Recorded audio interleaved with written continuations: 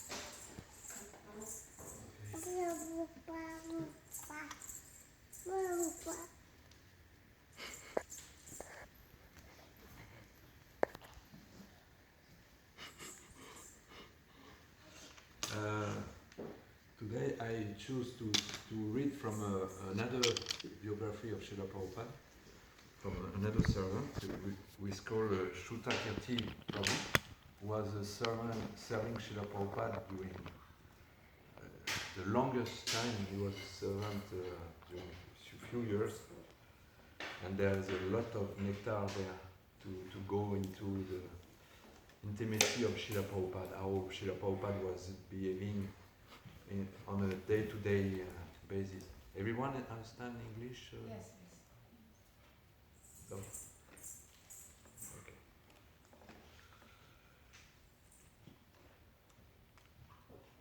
So, from everywhere we take, it is all nectar everywhere. It is such amazing.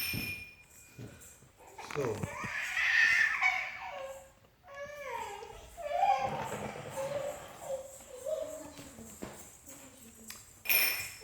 do you know that Srila Prabhupada, when he was young, he was playing football?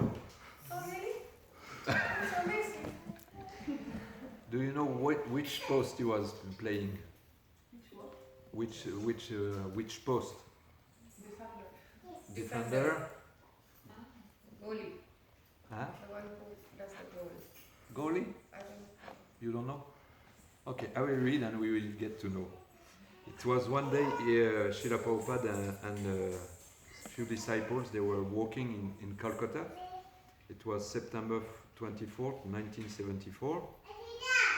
So one day, Paramahamsa Swami and I, Shruta Kirti, accompanied Srila Prabhupada on a car ride in his hometown.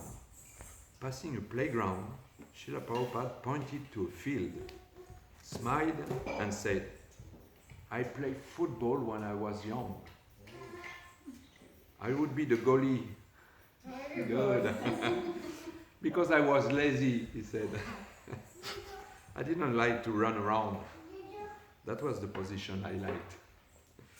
We all laughed with him at his revelation. We loved to hear him tell us anything about his life, especially his childhood. We knew he was not lazy and felt so fortunate to hear him speak about himself in such intimate and casual terms. Although we were all around the age of 20, we could barely keep up with him on his morning walk. We also knew he did not waste any energy. Whatever he did was in full Krishna consciousness and for the pleasure of the Supreme Lord.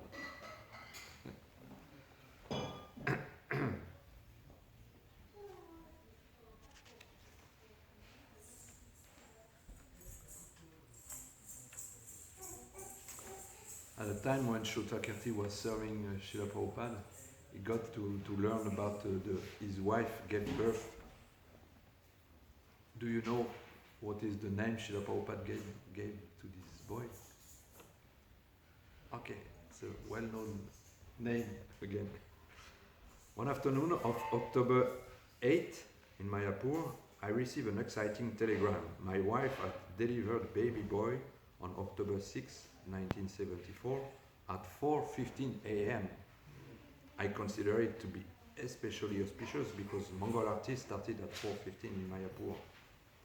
I immediately ran to Srila Prabhupada's room and offered my obeisances. "Srila Prabhupada," I said smiling, "my wife just gave birth to a son." "Very nice," he said, returning my smile. "So you can call him Mayapur?" Chandra? Oh yeah, you're good. Mayapur Chandra. Yeah, Mayapur Chandra. You will not find that name anywhere in the Shastra, he said. I have invented it. You will find Navadvip Chandra and Nadir Nimai, but you will not find this name anywhere. So I will give you some money. You can get one of the local boys to go to Navadvip to purchase a set of silver ankle and wrist bracelet for him. Till overcome, I did not consider refusing his generous offer. 4 months later, on February 9, 1975, Srila Prabhupada stopped in New Dwarka New Dwarka was the temple is the temple in Los Angeles, for 2 days on his way to Mexico City. After his afternoon nap, he called for me. Go find Nanda Kumar, he instructed. Fortunately, he was across the street. I told him Srila Prabhupada wanted to see him. Nanda asked me why, and I responded, I have no idea. He just told me to get you. We both raced back to Srila Prabhupada's quarters and offered our obeisances. When I looked up, Srila Prabhupada handed me the keys to his metal cabinet in the bedroom and said, bring me my white bag. The white bag of Srila Prabhupada was the bag he was carrying everywhere with all his personal passport and plane tickets and money and so on.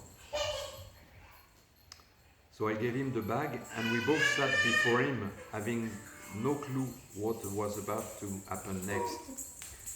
He took two $50 bills out of his bag and gave one to me. Here you can get something for your son, he said. Whenever Srila Prabhupada showed his love upon me by giving me something, I became overwhelmed with affection for him. I cannot refuse such a beautiful display of love. Overjoyed, I took the bill and heartily thanked him. He then turned to Nanda Kumar, who had been his personal servant before me, and tried to give him the other $50 bill. Nanda Kumar refused it. I cannot take from you, Srila Prabhupada, he said. It is not for you, Srila Prabhupada told him. It is for your son. Nanda then accepted the bill from his loving spiritual master. After giving us gift for our sons, Srila Prabhupada nodded kindly and said, okay, now you may go.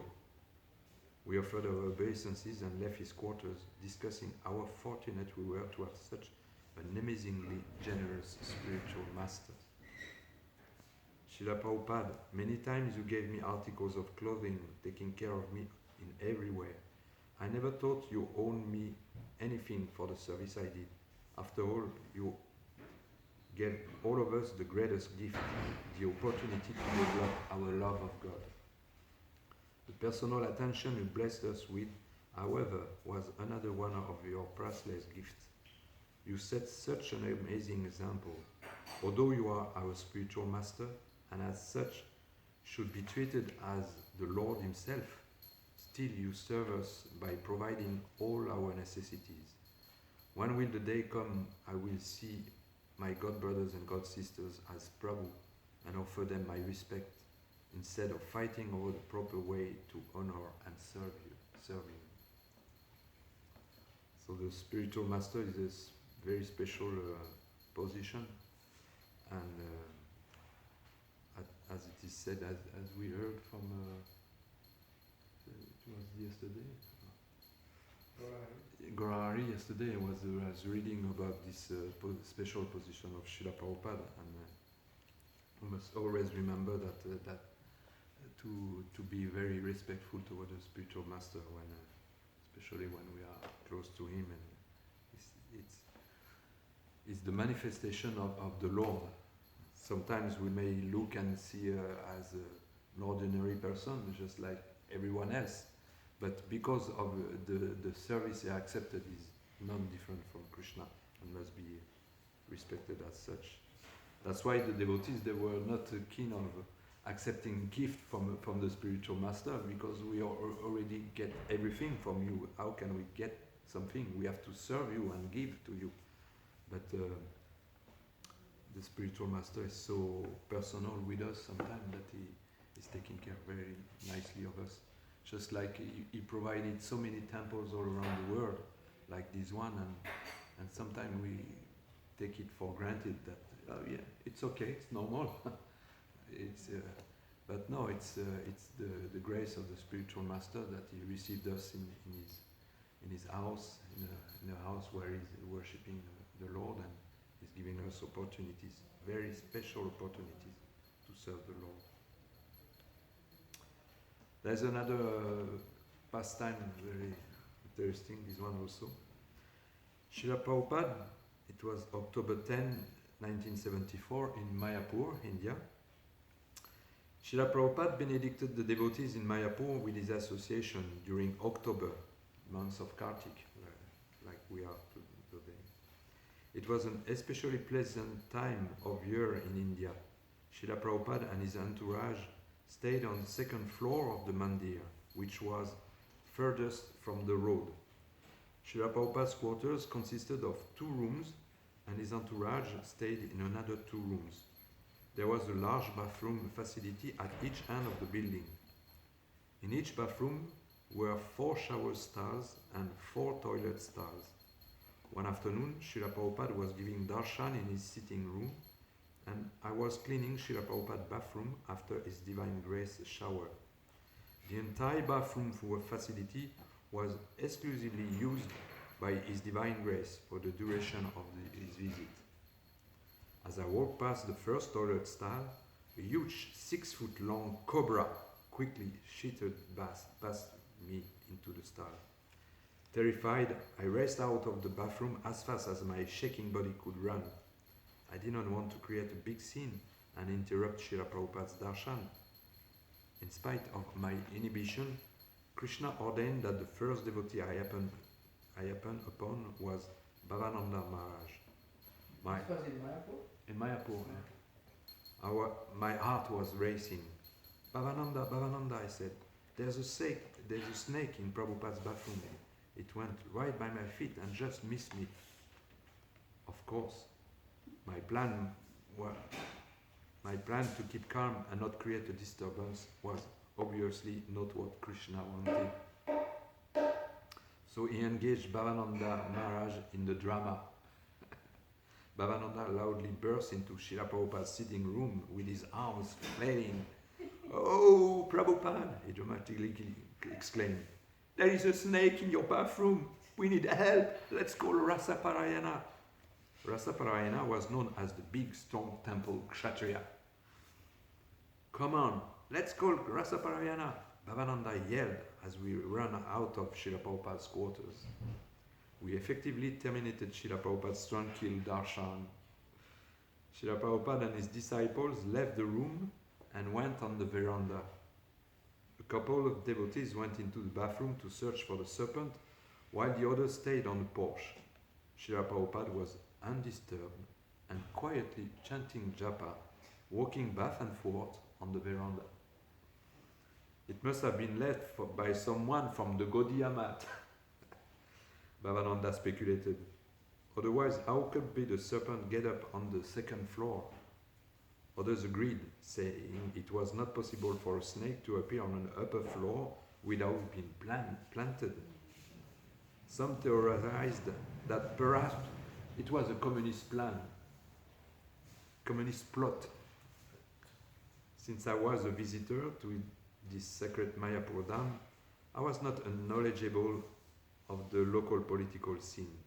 I concluded that the serpent just happened to appear in Srila Prabhupada's bathroom. Rasaparayana, with a knife in hand, stalked the bathroom to find the snake. They travel in pairs, he said. So if there is one, then his mate is probably nearby. Finally, he saw part of the huge serpent's body sticking out of the plumbing work in one of the toilet stalls. He reported the good news to the devotees on the veranda. With great excitement, Bhavananda and others began chanting, "Kill it! Kill it!" Srila Prabhupada remained outside, chanting softly on his beads. He did not instruct us on this dilemma. Rasaparayana chopped the cobra's body in two with his sharp knife. We'll keep looking," he said with determination.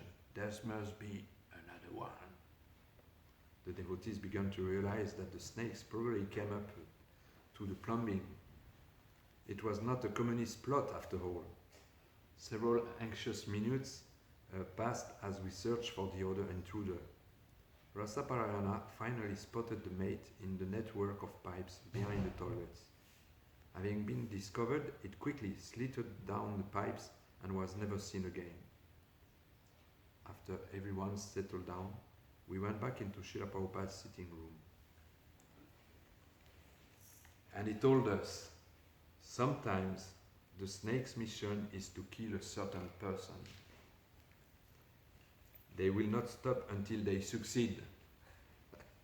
Particularly at the end of the snake's life, sometimes the snake grows wings. Really? Ah, he was a particular person he has to kill.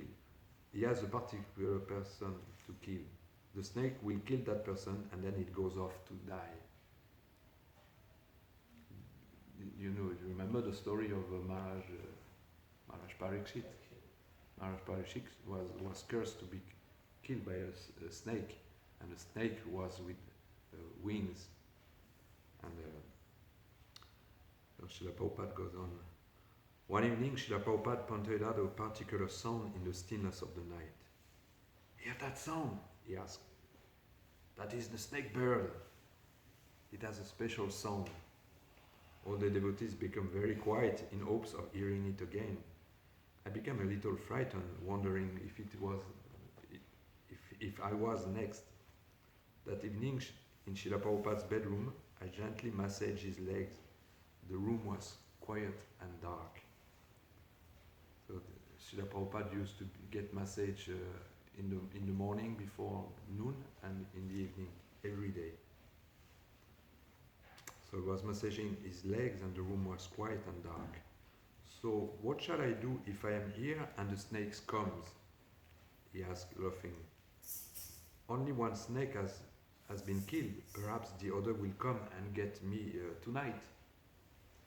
He enjoyed remembering everyone's anxiety during the day. I understood from this tone that he was not at all concerned about the snake. I encouraged his discussion by saying, I do not know, Srila Prabhupada. Well, we are not afraid of snake bite, he said. We'll not worry about it. If it comes, it comes. We will just chant Hare Krishna. So that's the next step. Tolerate, then we just chant Hare Krishna. I finished massaging my beloved spiritual master. He peacefully went to bed, his fearless mind fixed on the Supreme Lord.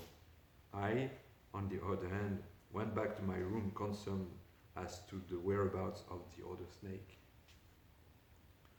My dear Srila Prabhupada, you are my hero. You are the fearless, pure devotee of the Lord. Once, on a morning walk in Mayapur, when everyone was discussing their fears and concern about nuclear war, and said, if the bomb comes, we will look up in the sky and say, Hare Krishna. Here comes Krishna. What? Here comes Krishna. Here comes Krishna. Please benedict me with unflinching faith so that I will not fear this material world. I want to chant the holy name as the snake bird flies above me, preparing to inflict its final bite. This is very interesting realization, especially when there is time of fear and things. What are our first reaction? It's maybe not the same as Srila Prabhupada was just chanting and walking and there's a snake. Oh, yeah, there's a snake. Not caring about the material condition, because material condition, that's not what is important. What is important is to always remember Krishna, and he was really the perfect example of doing so. And in comparison, we can see as simple devotees how we are reacting and how we are concerned by so many things and so many fears and concern, and his perfect example shows that that's not the proper way to be Krishna conscious. You want another one? Mm-hmm. Okay. October 10, 1974. It's related to the previous. As the evening veil of darkness fell upon us, my god brothers were still buzzing about the snake incident that occurred earlier that day. Everyone worried about the whereabouts and intention of the escaped cobra, whose mate has been executed. We had all heard about the snake abilities to exact revenge, especially when someone had murdered his spouse. Finally, I left Srila Prabhupada's room and went to the servant quarters to take rest. Nitai Prabhu and I laid our mats down on the floor. We worried about the runaway snake, but not enough to lose any sleep. Exhausted by the day's excitement, we turned out the light and were ready for nations. The room was very big, and with the two of us on the floor was not very big. And with the two of us on the floor, there was not much room between us. This did not prevent Pradyumna Prabhu from squeezing his sleeping paraphernalia between us. His opinion was that if there was a snake around and it was out of to gut someone, then at least he would be safe sandwiched between us. Too tired to worry about it, Nitai and I slept comfortably that night in spite of the crowd. No one suffered from any snake bites, and the following morning we continued our usual activities. That evening I went into Srila Prabhupada's bedroom to massage him. Mayapur was always quiet and peaceful in the evening. It was an excellent place for Srila Prabhupada to recover from his recent illness in Vrindavan. I sat there intoxicated by my surrenderings and viewed Srila Prabhupada at the center of the universe. I felt completely relaxed, as if I was getting a massage rather than giving one. I could not help telling my glorious spiritual master about the amusing night I had. Srila Prabhupada, I said, last night, when we went to take rest, Pradyumna squeezed in between Nitai and me so that he wouldn't be bitten by the snake. Srila Prabhupada started laughing. You remember the laughing of Srila Prabhupada? There was this movie, how it was called? The first movie of Srila Prabhupada, of the Hare Krishna movement. Your Ever Well-Wisher? It was. Yeah, they made the Hare Krishna movement. Yeah, this the last one. Okay.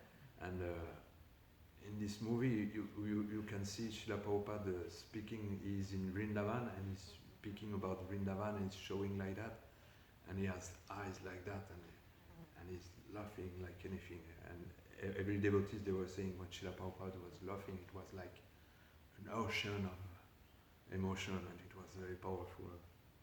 So he started laughing, and he said, "Yes, that is very nice. Actually, there is one story my godbrother Damodar Maharaj has told. It took place in a village just near here.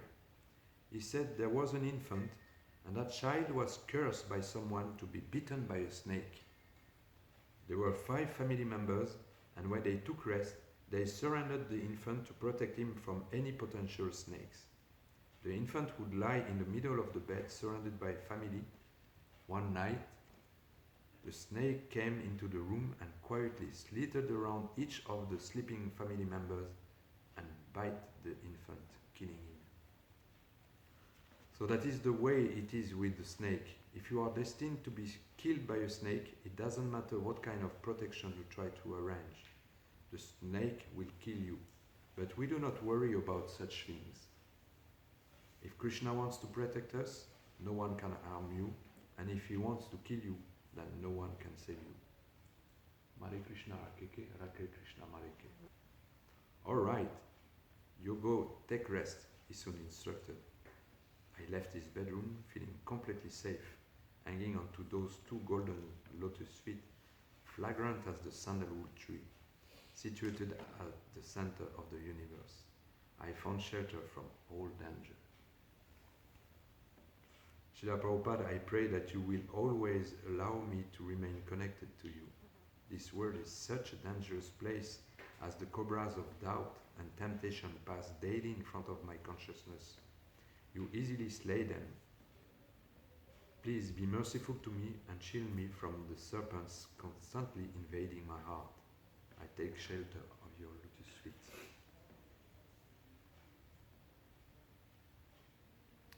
November 1974, on a flight from Mumbai to Calcutta, Srila Prabhupada remembers his youth. Sometimes Srila Prabhupada spoke about his father. When he did, it was always with great affection. My father would make sure that whatever I wanted, I would get, he said. Even if it was in the middle of the night and I wanted puris, my father would say to my mother, "Make him puris, he wants puris." Sometimes my mother would resist, but my father would make her to do it. It was like that. I do not know. Maybe my father knew. He was always doing things like that. Then my mother would have to comply with him. Once during a flight, Srila Prabhupada was eating puris and sabji. As he ate, he began laughing aloud and said to me, "When I was young, I would never eat chapatis.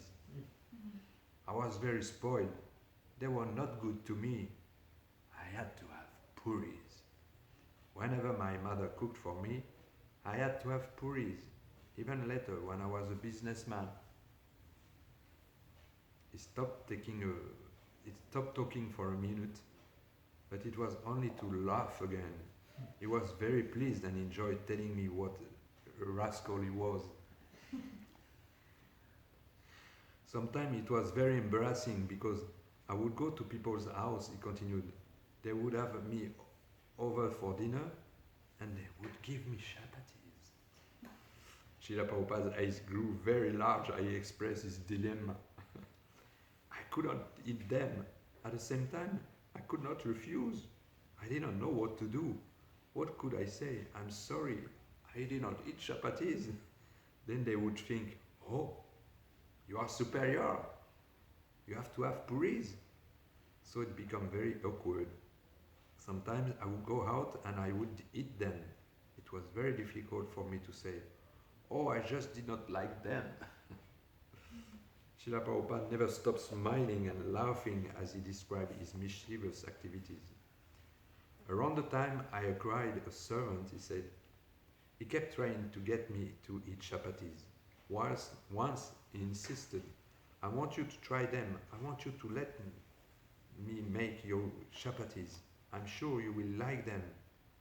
I said, "No." This went on for some time. He kept asking, "Please, let me make you chapatis. I know you are going to like them." Finally, I said, "All right, I tried them." He made me first-class chapatis. Even since that time, I have liked chapatis. It was a very abrupt change in my life. Until that time, I never took chapatis. Sorry, who made those chapatis? One servant, when he was a businessman, he had a servant in his house. Oh, okay.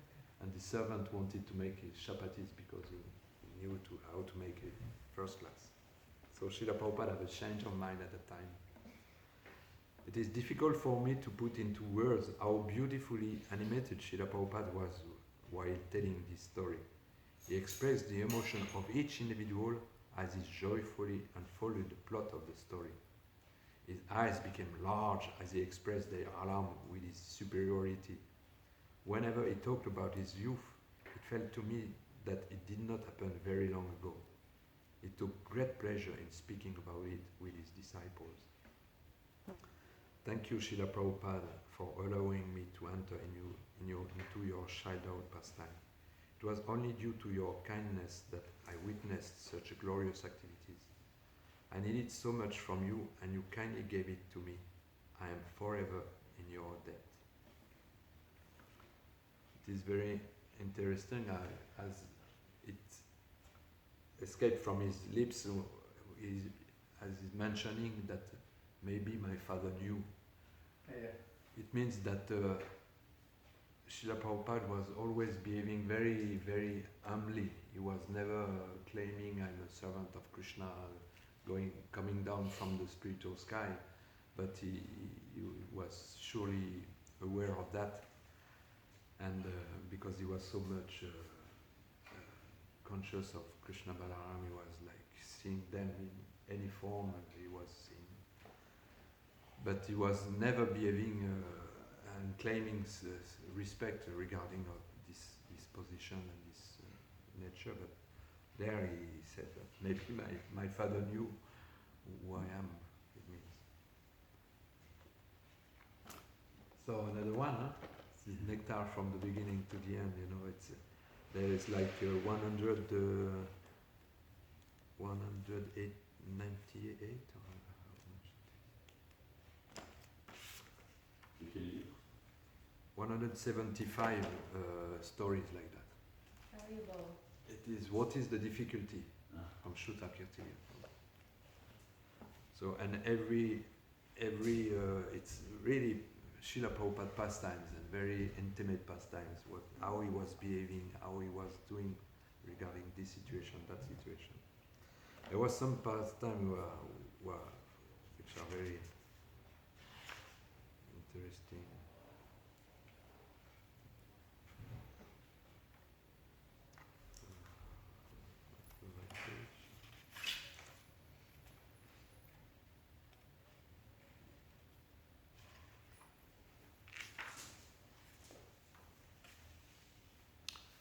So, 25 October 1972, it was in Radha Damodar Temple in Vrindavan.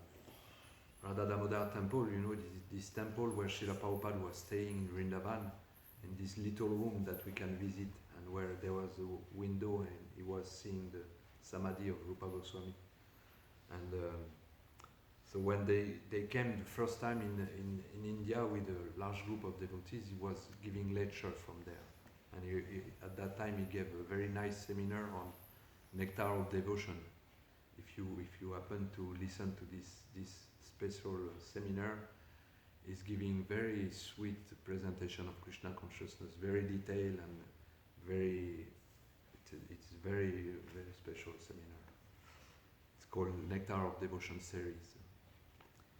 So during a morning walk along the Yamuna river, Srila Prabhupada asked one of us to get some water. Shyamasundar Prabhu brought him a handful. Srila Prabhupada sprinkled a few drops on his head and told us to do the same. This is as good as bathing in the Yamuna, he said. While we were at the palace at Keshigat, Srila Prabhupada warned the devotees not to dive into the Yamuna because of the many large turtles in the water that could cause possibly injury. He was always looking out for our welfare in every way.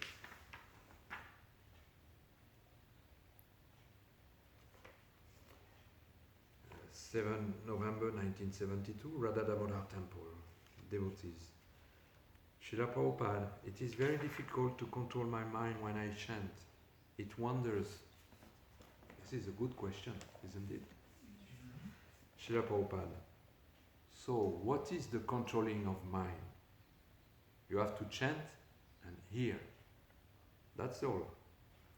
You have to chant with your tongue and the sound you hear. What is the question of mind? Many times your disciples went into your room to ask you to solve a problem. Mostly the problem evaporated as they sat before you. Being in your room, one could feel the transcendental atmosphere, and looking into your eyes, they became peaceful. You cut through our Western mentality with the torchlight of knowledge and mercifully allowed us to place a place at your lotus feet.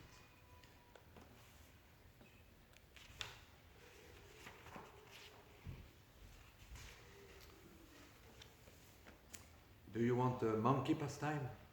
Okay, monkey pastime. It must be surely in Vrindavan, in Radha Damodar Temple, November 11th, 72. During this time, Srila Prabhupada stayed in a room on the second floor of the Radha Damodar Temple. I do not remember why he did not stay in his usual 2 rooms on the ground floor. His rooms on the second floor open onto the large concrete deck which formed the roof of his quarters on the first floor in Vrindavan.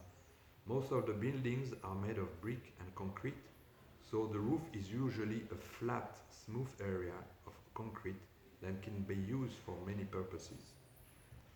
On the second floor facility, Srila Prabhupada had a sitting room and a separate bedroom. His entourage shared another room. As Srila Prabhupada took his message on the patio in front of his sitting room, the sun glistened on his sparkling golden skin smeared with mustard oil. After his message, he bathed in the same spot from a brass bucket filled with water that was naturally warmed by the sun. Using his lota in this single bucket of warm water, he took his bath, squatting on the patio in his gamsha. Srila Prabhupada made a point of keeping the maintenance of his body very simple. After taking his bath, he returned to his bedroom and put on the fresh clothing I had laid out on his bed. On this particular day, the weather was very hot, so Srila Prabhupada only wore a dhoti and no kurta. A few minutes after he went into his room to dress, I heard him shouting. I was still outside on the patio cleaning up. As soon as I heard him shout, I raced into the room. The front door was ajar. I had no idea what was wrong, and although I ran in out of habit, I offered my obeisances. Srila Prabhupada was behind his desk. As I hurriedly sat up and looked toward him, he hurled his ball of tilak toward my head. It was the size of a golf ball, and he threw it with vigor of a baseball pitcher. It missed my head by inches. I was shocked and frightened. "What's the matter?" I blurted out. "That monkey has stolen my shoe," he said, pointing in my direction. I turned around in time to see one of Vrindavan's furry pests run out of the room with Srila Prabhupada's sandal in his grasp.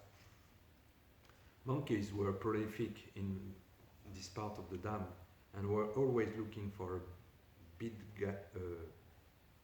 bead bag, glasses, and some other valuable item to steal. They used the item to barter for eatables. I was relieved knowing that my Guru Maharaj was tossing the tilak at the monkey rather than me. It was an unusual experience to have a ball of tilak whizzed by my head. Fortunately, my spiritual master was an expert marksman. The monkey vaulted to the roof of Srila Prabhupada's sitting room and waited. "This rascal, he has taken my slipper," Srila Prabhupada said. "Get some pera and come outside. Some pera? What is pera? Let's see. I grabbed a few milk sweets from the glass jar above Srila Prabhupada's bookcase and followed my guru outside the door for the upcoming confrontation. Srila Prabhupada brought his cane. The monkey sat on the edge of the roof with a sandal in his mouth and waiting for negotiations to begin. The roof was barely out of reach at about 8 feet from the ground where we stood. Srila Prabhupada began jumping up and down, swinging his cane over the head to intimidate the monkey. The monkey seemed to enjoy the attention. He was not threatened or concerned that Srila Prabhupada might get the slipper. The furry creature began waving his shoe, taunting us. Srila Prabhupada continued jumping up and down with his cane over his head. Swinging at his foe, he said, "These monkeys are such rascals." The monkey continued taunting us. Now he was making faces at us. This was my first experience in such warfare, and I have to admit, I found it very exhilarating. "Srila Prabhupada," I said, "let me see if I can give him a sweet and get the sandal." "Yes, see if it works," Srila Prabhupada replied. With my fearless leader beside me, I cautiously held a sweet into the air, hoping the monkey would give me the magical slippers in exchange. True to the nature of a monkey, he tried to cheat me. He attempted to snatch the sweet without relinquishing Prabhupada's holy slipper. Again I tried. I held up the sweet and motioned for the shoe.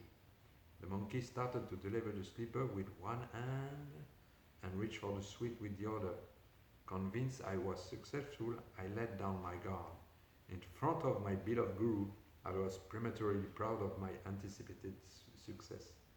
I failed and gave up the sweet.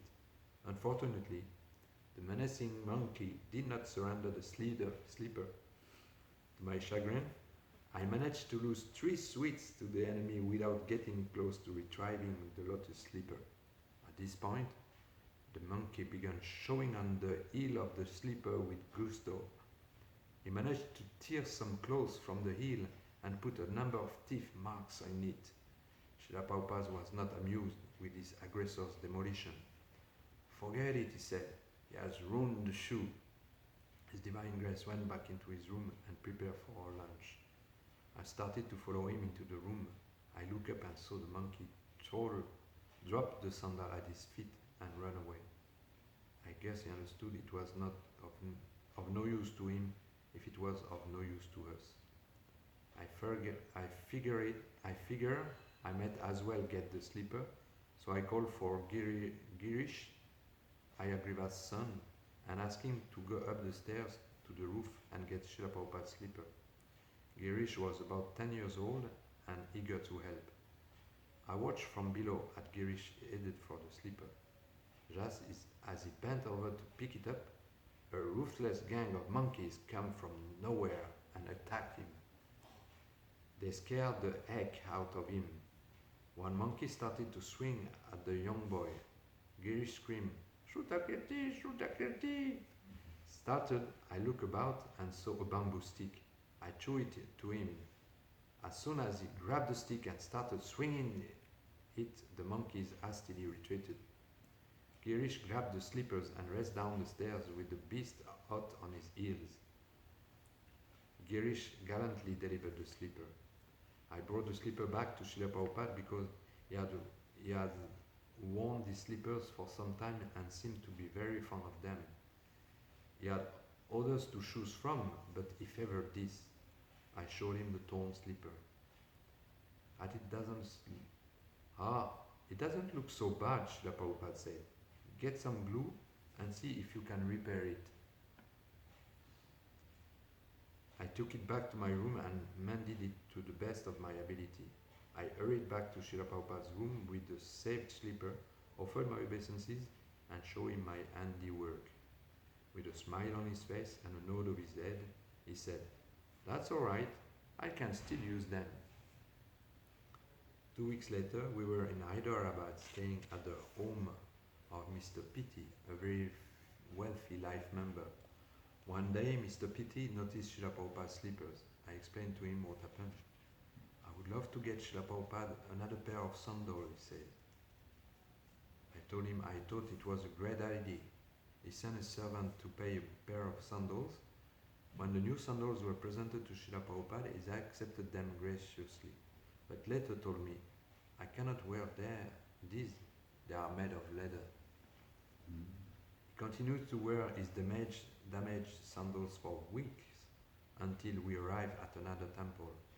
At that time, we bought some sandals to Srila Prabhupada's liking and he released the others. His torn sandals now reside at the home of Kirtiraj Prabhu in Alashwa. They are in a glass case and are held in high esteem by the caretakers. Srila Prabhupada, it is very difficult to describe the immense pleasure I experienced that day as you swatted your cane at the monkey. For a few minutes we were fighting a common foe in the land of Krishna. I may never again be able to take part in such transcendental pastime. I will never forget that one special day when for a few minutes you allowed me to participate in the most joyful game in Vrindavan Dham. I pray that my memory of that day is never taken from me.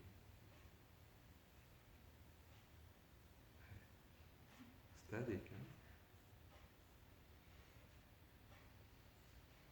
Oh, this one is nice.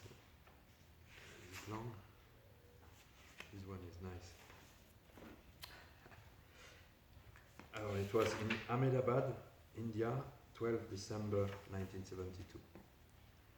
In Ahmedabad, we were staying at a life member's house. Srila Prabhupada had been in India now for over 2 months, and I was getting my first taste of what it was like to be sick in India.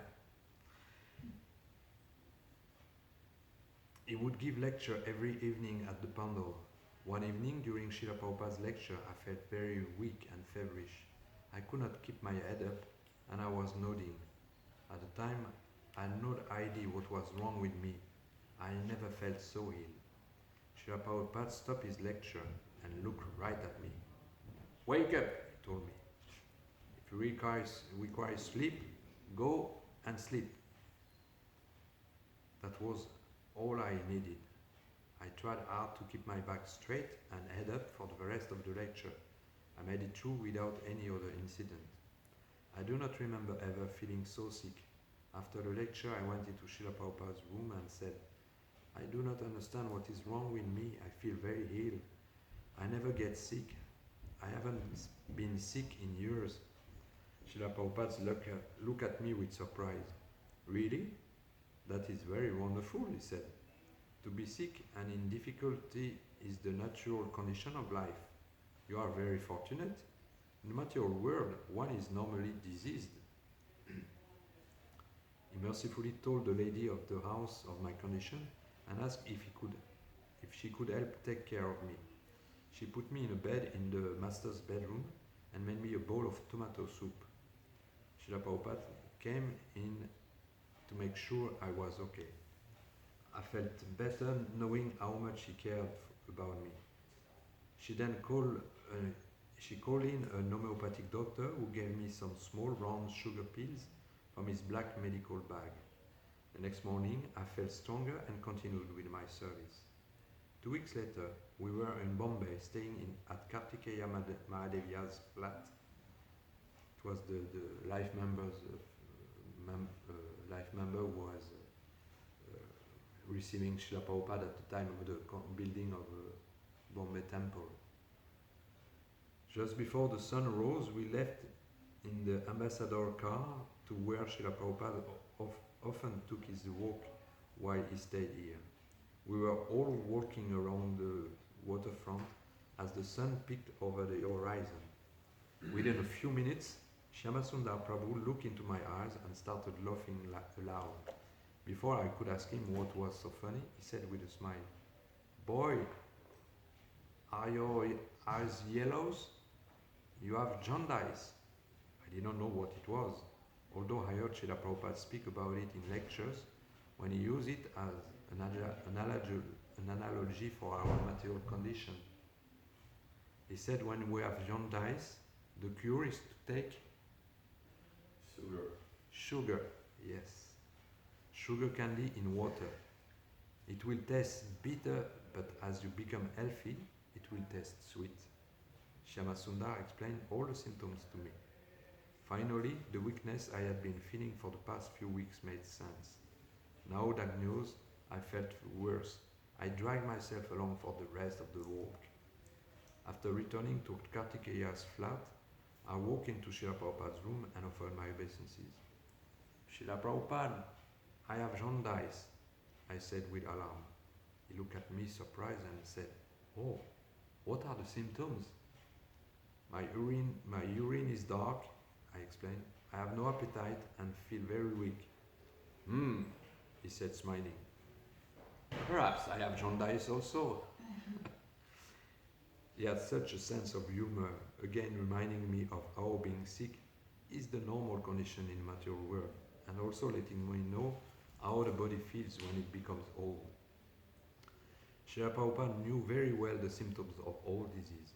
After all, he was a pharmacist for years. As far as I could tell, he knew everything. I continued. Tamal Krishna Maharaj and the other devotees suggested that perhaps I shouldn't cook for you because jaundice is highly contagious. Even touching your plates and preparing the food would be dangerous.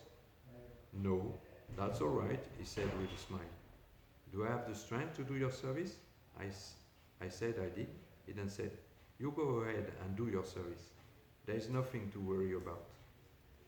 Due to Srila Prabhupada's benediction, I continue my duties, even going on a morning walk, massaging him and cooking throughout my illness. It was sometimes difficult for me to understand Srila Prabhupada's humor. Looking back, I understand that in the material world, we have all skin disease, thinking we are the body. As long as that is our consciousness, we are diseased. Now that I am in my 50s, I see that it is rare to feel completely healthy, free from all pain and weaknesses.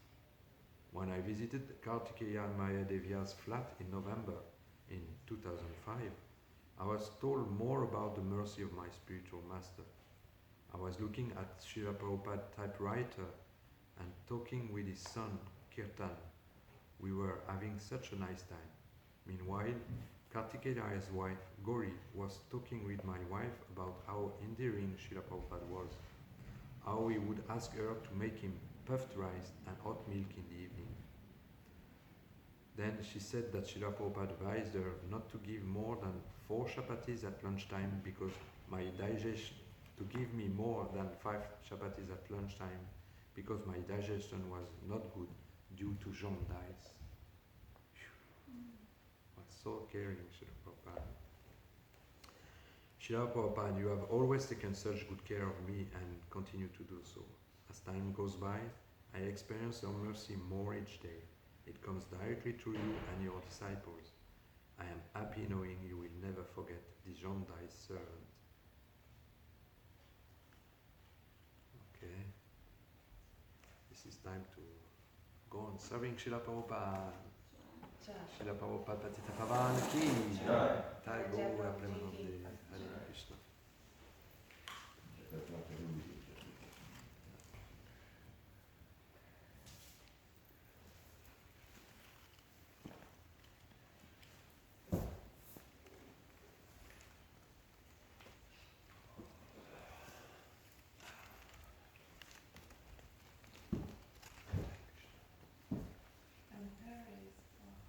Sorry? You were asking for a pair. For? Pair. Pera? Ah, pera. P-E-R.